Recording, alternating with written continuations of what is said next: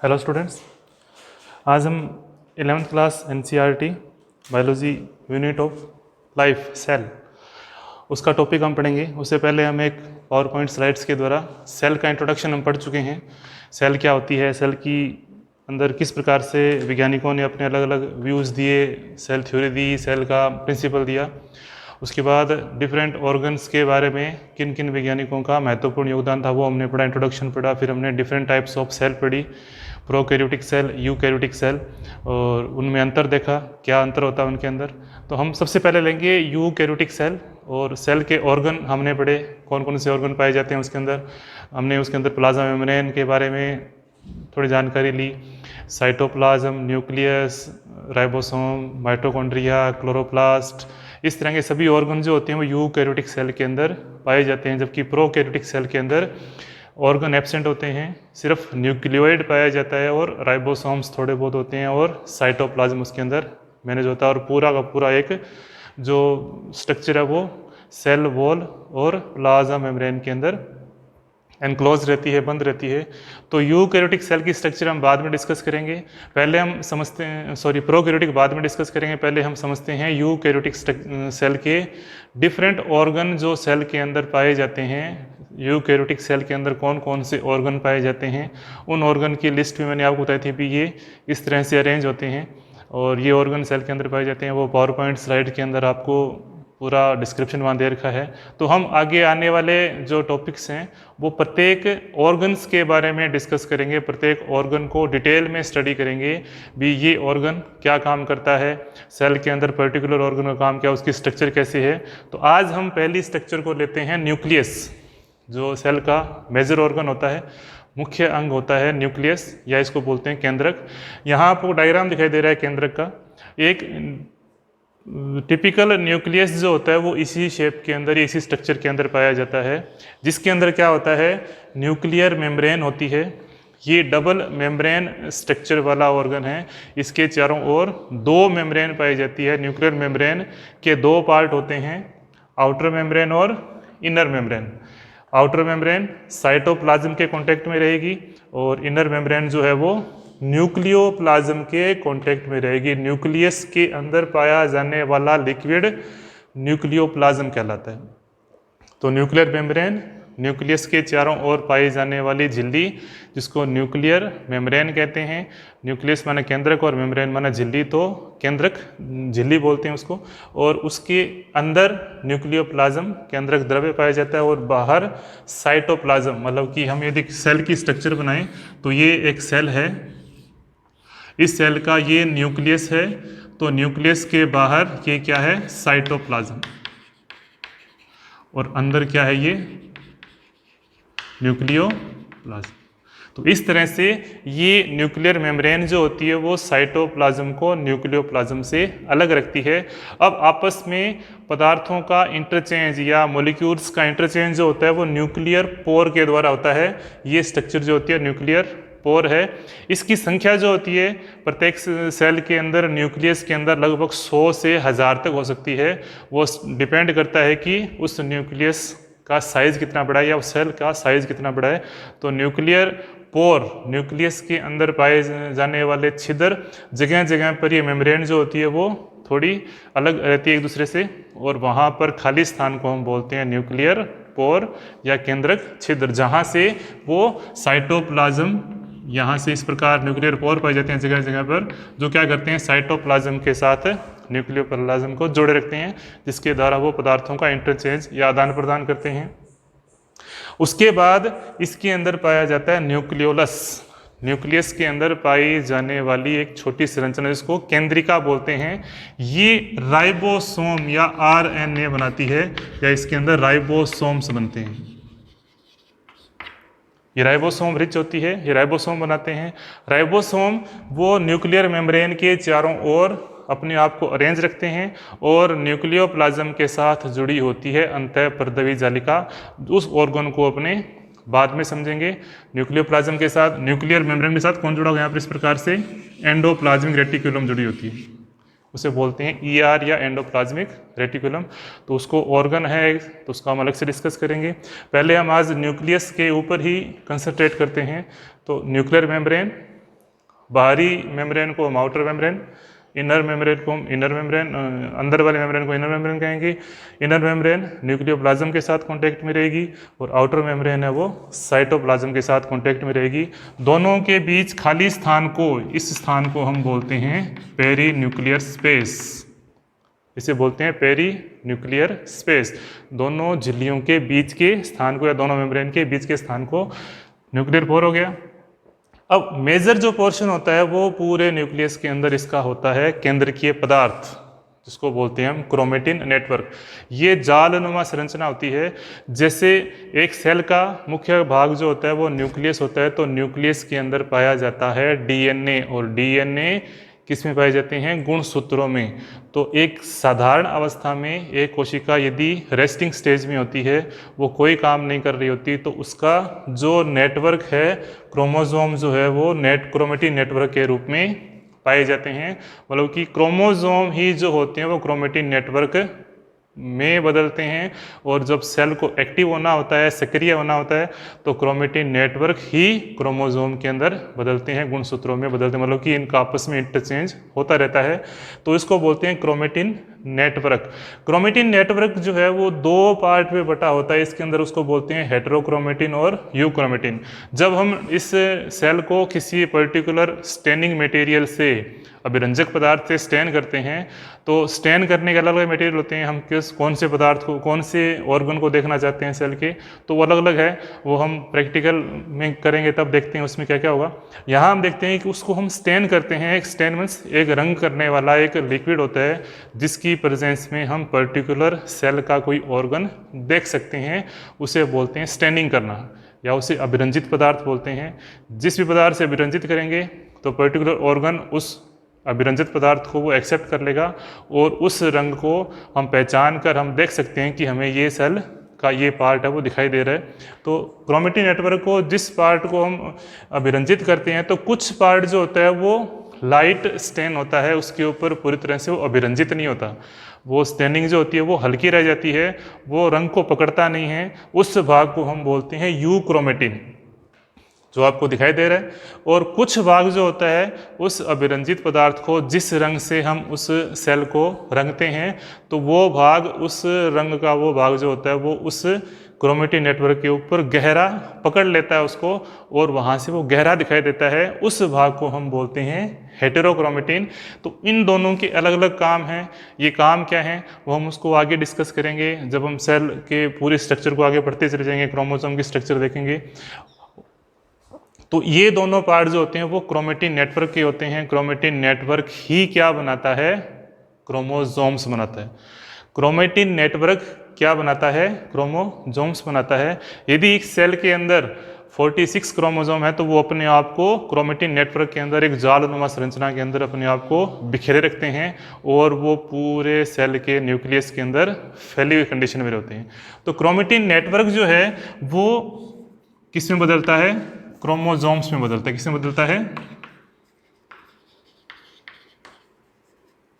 Chromosomes में बदलता है, गुणसूत्रों में बदलता है।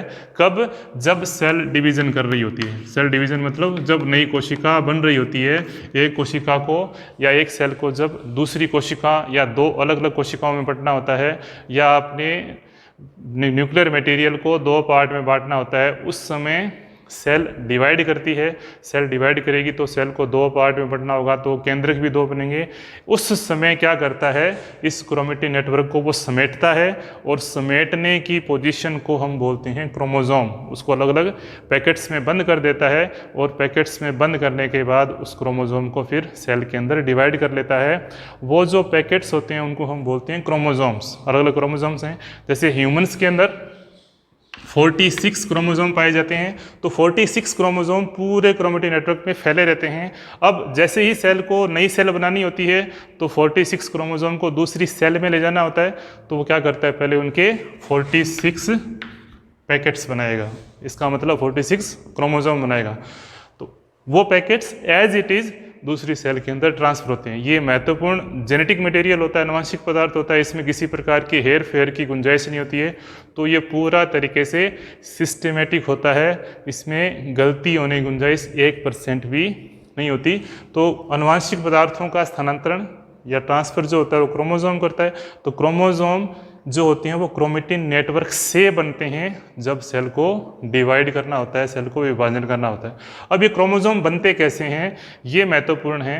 अब सेल जो है वो क्रोमोसोम जो होता है, क्रोमोसोम की एक जो क्रोमोसोम होता है वो एक न्यूक्लियस के अंदर लगभग उसकी लंबाई होती है 5 सेंटीमीटर, ये इसको बोलते हैं 2 इंच। अब हम सेल को माइक्रोस्कोप में देखते हैं, माइक्रोस्कोप में बहुत ही छोटे आकार की सेल दिखाई देती है और सेल के अंदर पाया जाता है न्यूक्लियस।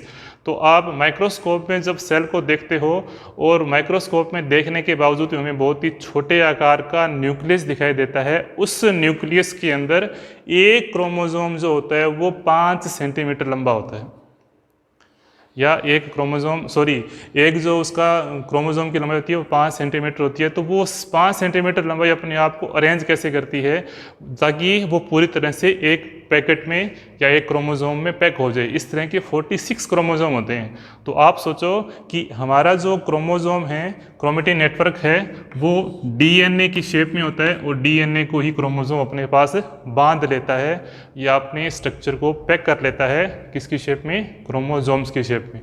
तो एक डीएनए की लंबाई लगभग 5 सेंटीमीटर होती है क्रोमोसोम की, तो 46 क्रोमोसोम है तो इसकी लंबाई लगभग हो जाती है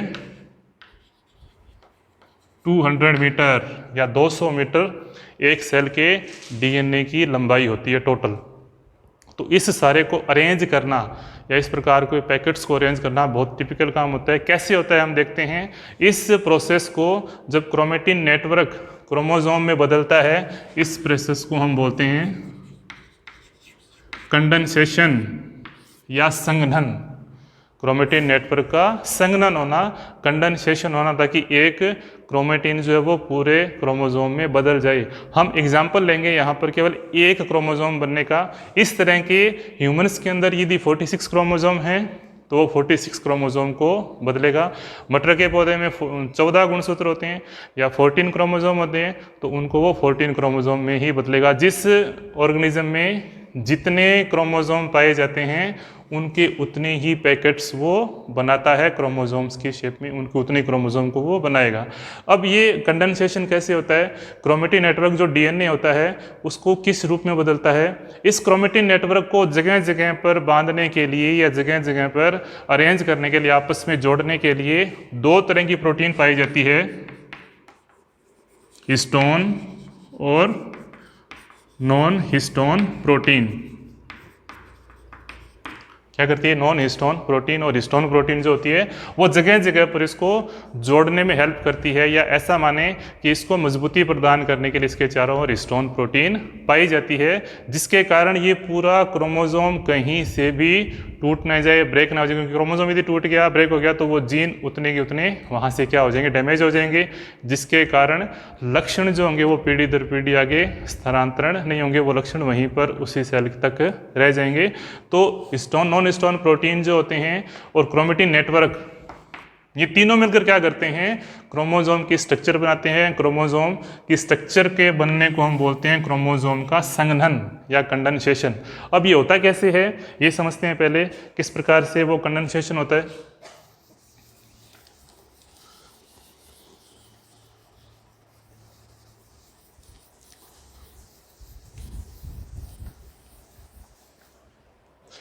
अब मैंने आपको बताया कि हम ये क्रोमेटिन नेटवर्क को हम थोड़ा सा बाहर निकाल लेते हैं इस स्ट्रक्चर के अंदर। अब इसकी लंबाई कितनी होती है, 5 सेंटीमीटर। मान लो एक क्रोमोसोम के अंदर का डीएनए है वो हम निकाल रहे हैं, डीएनए के अंदर हिस्टोन प्रोटीन भी है, सब कुछ इसके साथ जुड़ा हुआ है, प्रोटीन बोल कर। तो एक स्ट्रक्चर जो कितनी है, 5 सेंटीमीटर होती है और इसकी मोटाई होती है लगभग 2 नैनोमीटर। नैनोमीटर मतलब 10⁻⁹ मीटर, मतलब -9, मतलब कि 1 मीटर का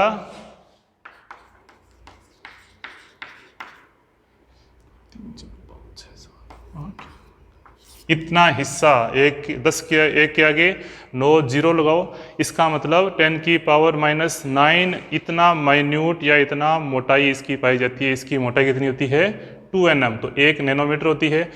10⁹ मीटर, या हम इसको बोल सकते हैं 20 एंगस्ट्रॉम। 20 एंगस्ट्रॉम इसकी मोटाई होती है। तो मैं नैनोमीटर लेके चलते हैं, एंगस्ट्रॉम को हम नहीं लेंगे। तो एक जो न्यूक्लियस के अंदर जो डीएनए पाया जाता है, उस डीएनए की लंबाई जो होती है वो 5 सेंटीमीटर और मोटाई जो होती है वो 2 नैनोमीटर होती है। अब ये कंडेंसेशन जब होगा, तो कंडेंसेशन जब होगा तो अपने आप को क्या कर लेता है, ये थोड़ा सा इस प्रकार से कंडेंस कर लेता है, और इसकी जो मोटाई हो जाती है वो लगभग 7 नैनोमीटर हो जाती है, और लंबाई उसकी थोड़ी कम हो जाती है। लंबाई कम होगी तो इसकी मोटाई जो कितनी हो जाएगी, 7 नैनोमीटर। धीरे धीरे इसके अंदर और इसका कंडेंसेशन होता चला जाता है और इसकी लंबाई कम होती चली जाती है। ये हो जाती है लगभग 300 नैनोमीटर। और यदि इसकी मोटाई कम होती मोटाई चलती चली, कंडेंसेशन होता चला जाएगा और लंबाई कम होती चली जाएगी, तो इसकी जो कंडेंसेशन होता चला जाएगा तो इसकी मोटाई है वो बढ़ती चली जाएगी, लंबाई कम होती चली जाएगी, और ये हो जाएगा लगभग 1400 नैनोमीटर। अब ये इस प्रकार से ये मोटाई बढ़ती चली जाएगी, तो अपने आप को इस पूरे 5 सेंटीमीटर लंबे क्रोमोसोम को ये यहाँ पर अरेंज करने के लिए इस शेप में दिखाई देना शुरू हो जाता है।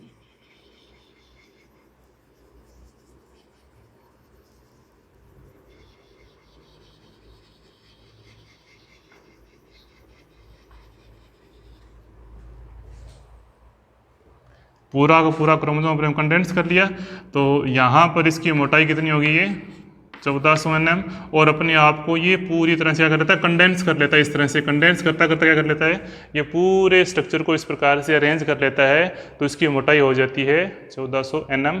लेकिन ये अपने आप को ये 2 क्रोमेटिड में अरेंज कर लेता है। कितने क्रोमेटिड में, 2 क्रोमेटिड में अरेंज कर लेता है, और इसके अंदर पूरा डीएनए जो होता है अपने आप को पूरी तरह से कोयल कर लेता है, या सुपर कोयल कंडीशन होती है। सुपर कोयल की भी सुपर कोयल कंडीशन होती जाती है, अपने आप को ये कुंडलित करता चला जाता है, और लास्ट में आकर अपने आप को अपने को ये एक सिंपल क्रोमोसोम की शेप में दिखाई देना शुरू हो जाता है। क्रोमोसोम हमें दिखाई देता है, जिसके अंदर क्रोमोसोम जो होता है वो 2 क्रोमेटिड्स में बंटा होता है।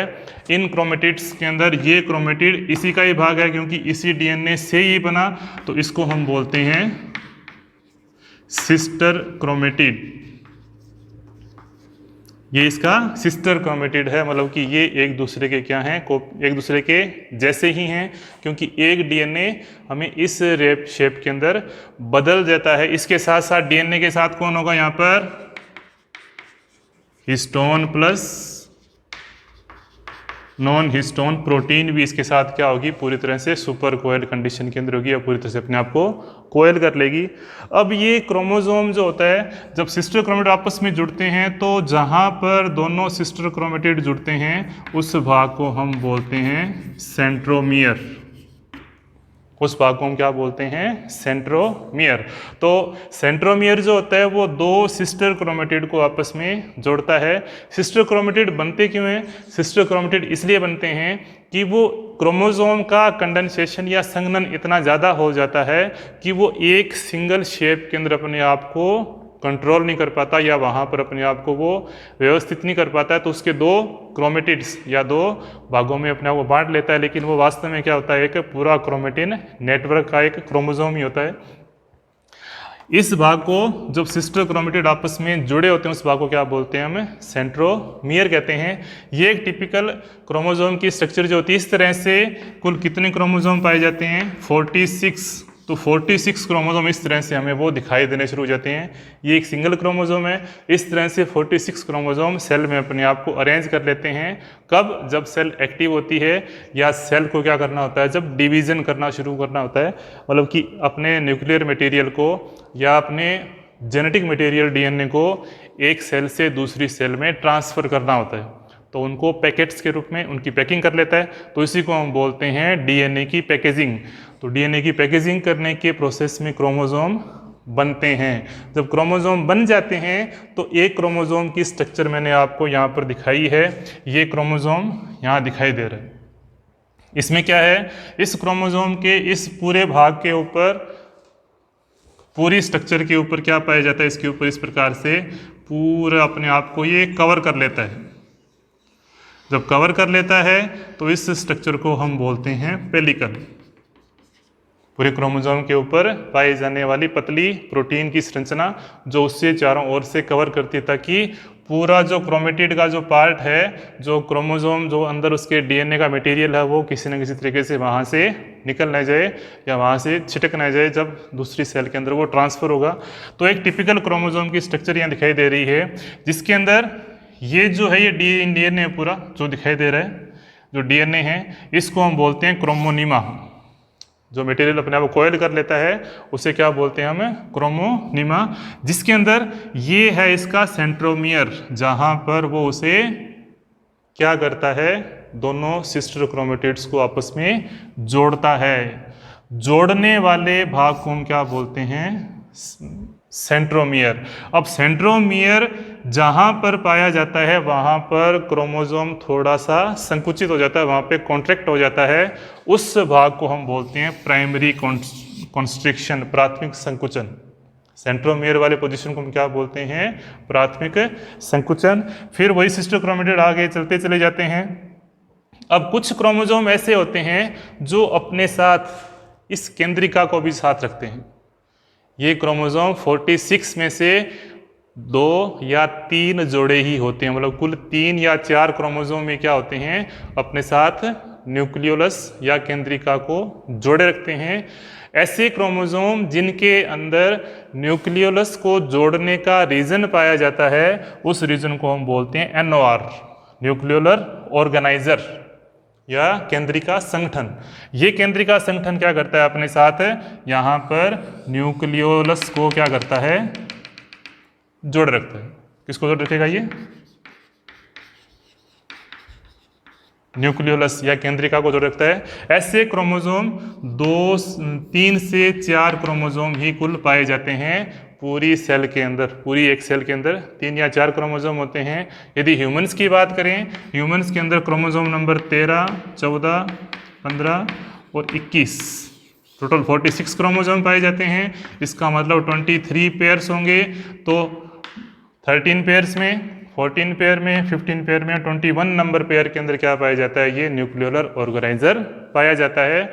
और ह्यूमंस के अंदर ये न्यूक्लियोलर ऑर्गेनाइजर नहीं पाया जाता जहाँ पर केंद्रिका जुड़ती है। तो न्यूक्लियोलर ऑर्गेनाइजर जहाँ पाया जाता है वहाँ पर जो न्यूक्लियोलस जहाँ जुड़ी रहती है उस भाग को हम बोलते हैं सेकेंडरी कॉन्स्ट्रिक्शन या द्वितीयक संकुचन। और द्वितीयक संकुचन जहाँ पाया जाएगा वहाँ पर आगे का लास्ट भाग कहलाता है सेटेलाइट। उसका अंतिम भाग क्या कहलाता है, सेटेलाइट। इसके बारे में हम डिटेल में दूसरी कक्षा में पढ़ेंगे। ये एक सेटेलाइट की संरचना, जहाँ पर क्रोमोसोम के डीएनए के जो न्यूक्लियोटाइड होते हैं, जो डीएनए की स्ट्रक्चर होती है, वो वहाँ पर एक दूसरे के साथ, या आपने ये कहें कि सैटेलाइट के द्वारा ही हम एक क्रोमोसोम को दूसरे क्रोमोसोम के साथ हम वेरी कर सकते हैं, या फिर एक स्पीसीज़ को दूसरी स्पीसीज़ के साथ हम वेरी कर सकते हैं। तो ये डीएनए फिंगरप्रिंटिंग के अंदर ये काम आता है, तो हम इसको अगली कक्षा में पढ़ेंगे।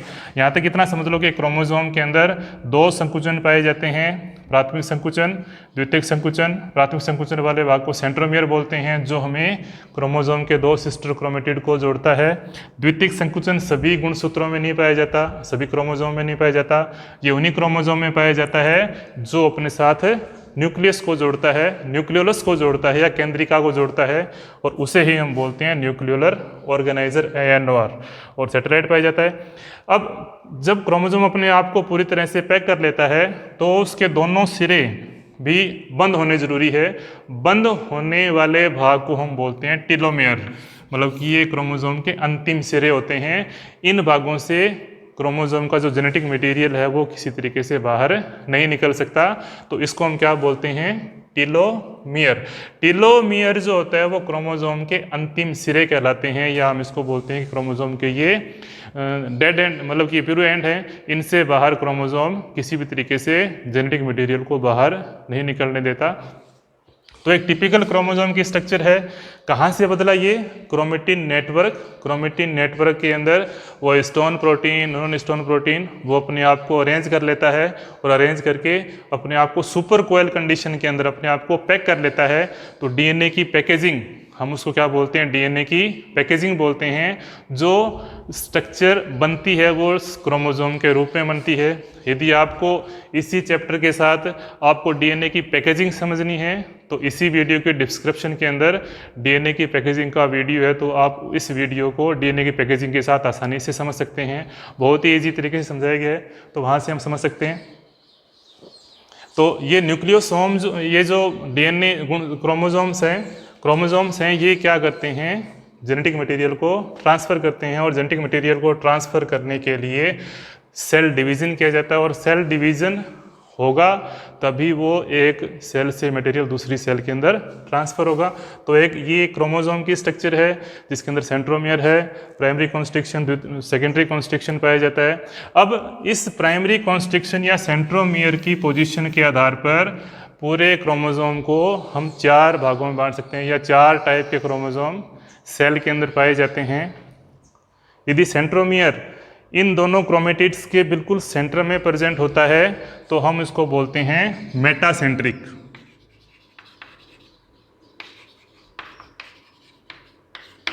हम इसको बोलते हैं मेटासेंट्रिक क्रोमोसोम। ये नंबर ऑफ क्रोमोसोम 46 के अकॉर्डिंग अपने आप को डिवाइड कर लेता है। उस क्रोमोसोम को इन सेंट्रोमियर पोजीशन के आधार पर हमें वो अलग अलग क्रोमोसोम की स्ट्रक्चर देती है, भी ये मेटासेंट्रिक क्रोमोसोम है। अब सेंट्रोमियर कुछ बीच में ना होकर कुछ आगे वाले सिरे की तरफ होता है, इसको हम बोलते हैं सब मेटासेंट्रिक। इसे हम क्या बोलेंगे? सब मेटासेंट्रिक क्रोमोसोम, जहां पर सेंट्रोमियर 2 क्रोमेटिड्स को 2 इक्वल पार्ट में न बांटकर एक पार्ट थोड़ा बड़ा और एक पार्ट थोड़ा सा उससे छोटा होगा। तीसरा क्रोमोसोम वो टाइप के क्रोमोसोम वो होते हैं जिसके अंदर सेंट्रोमियर सिरों की तरफ होते हैं, जिसके कारण एक साइज जो होती है बहुत बड़ी दिखती है और दूसरी जो आर्म है उसकी वो बहुत छोटी दिखती है।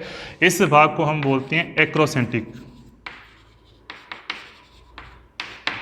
ऐसे क्रोमोसोम को क्या बोलते हैं? एक्रोसेंट्रिक। और यदि सेंट्रोमियर बिल्कुल टेलोमेरेज के ऊपर या टेलोमेयर एंड के ऊपर आकर हो जाता है तो ऐसे क्रोमोसोम को हम बोलते हैं टेलोसेंट्रिक। ऐसे क्रोमोसोम क्या बोलते हैं? टेलोसेंट्रिक। तो 46 क्रोमोसोम के अकॉर्डिंग हमारे जो ह्यूमंस क्रोमोसोम है उनके अंदर कुछ क्रोमोसोम जो होते हैं वो मेटासेंट्रिक होते हैं, कुछ क्रोमोसोम सब मेटासेंट्रिक होते हैं, कुछ एक्रोसेंट्रिक होते हैं और कुछ टेलोसेंट्रिक होते हैं सेंट्रोमियर की पोजीशन के आधार पर। या हम ये कह सकते हैं कि प्राइमरी कॉन्स्ट्रिक्शन की पोजीशन जहां होगी उसके अकॉर्डिंग क्रोमोसोम अपने आप को डिवाइड कर लेता है, या क्रोमोसोम की वहां पर डिस्क्रिमिनेशन पाया जाता है और वो क्रोमोसोम वहां पर पाए जाते हैं मेटासेंट्रिक, सब मेटासेंट्रिक, एक्रोसेंट्रिक और टेलोसेंट्रिक। तो ये तो थी एक पूरी स्ट्रक्चर न्यूक्लियस की। न्यूक्लियस का काम क्या होता है? न्यूक्लियस का काम होता है पूरे सेल के फंक्शंस को कंट्रोल करना, डिफरेंट टाइप के प्रोटीन की फॉर्मेशन करना, और साइटोप्लाज्म और न्यूक्लियोप्लाज्म के साथ कोऑर्डिनेट करना, और मेन जो मोटिव होता है न्यूक्लियस का जेनेटिक मटेरियल को स्टोर करना और जेनेटिक मटेरियल को एक जनरेशन दूसरी जनरेशन में ट्रांसफ़र करना। तो अनुवांशिक सूचनाओं को ये स्टोर करता है। अनुवांशिक सूचनाओं को जब डिवीज़न होती है सेल, तो एक सेल से दूसरी सेल के अंदर या एक पीढ़ी से दूसरी पीढ़ी के अंदर ये ट्रांसफ़र करने का काम करता है। तो very important organ of cell. तो पूरी सेल का स्ट्रक्चर यहाँ बता, पूरी न्यूक्लियस का स्ट्रक्चर यहाँ बता दिया, और न्यूक्लियस स्ट्रक्चर के अकॉर्डिंग नेक्स्ट जो है हम क्लोरोप्लास्ट की स्ट्रक्चर देखेंगे। ये क्लोरोप्लास्ट की स्ट्रक्चर यदि आपको समझनी है तो इसी डिस्क्रिप्शन की वीडियो में आपको क्लोरोप्लास्ट की स्ट्रक्चर है, और हम उसके बाद देखेंगे माइटोकॉन्ड्रिया की स्ट्रक्चर। तो हम 3 ऑर्गन, एक ऑर्गन हमारा ये न्यूक्लियस हो गया, दूसरा क्लोरोप्लास्ट की स्ट्रक्चर का वीडियो आपको इसी डिस्क्रिप्शन के अंदर लिंक मिल जाएगा, और उसके बाद हम डिस्कस करेंगे माइटोकॉन्ड्रिया जो सेल का एक और महत्वपूर्ण ऑर्गन होता है, उसको हम डिटेल में स्टडी करेंगे। तो आज के लिए इतना ही। इस स्ट्रक्चर को इसको समझ लो, यदि कोई दिक्कत आए तो कमेंट बॉक्स में आप कमेंट डाल सकते हैं।